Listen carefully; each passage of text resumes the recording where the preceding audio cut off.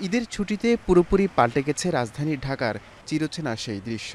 শহরের সড়কগুলো প্রায় ফাঁকা, রাস্তায় গণপরিবহন সংকট, তাই সড়কে নেই যানজট। তবে এমন ফাঁকা সড়কে চলাচল করার আনন্দের সাথে যোগ হয়েছে ভোগান্তিরও। রাস্তা ফাঁকা থাকলেও গাড়ি পাওয়া যাচ্ছে না বলে অভিযোগ যাত্রীদের।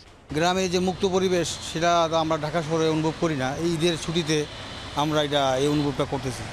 যানজট নেই, খুব ভালো লাগছে চলতে।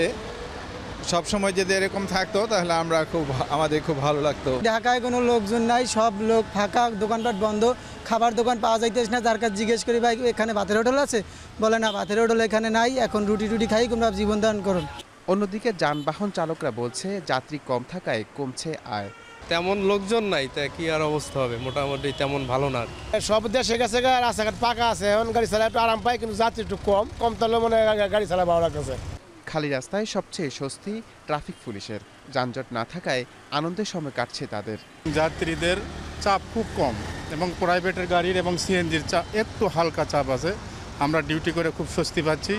পাশাপাশি যাতে বেপরোয়াভাবে গাড়ি ঘোড়া না চলে, এই জন্যে আমরা সর্বদা ডিউটি করতেছি। তবে মহাখালী এলাকায় দূরপাল্লার বাস যেখানে সেখানে ঘুরানো এবং দাঁড় করিয়ে রাখায় খালি রাস্তায় দেখা দিয়েছে যানজট।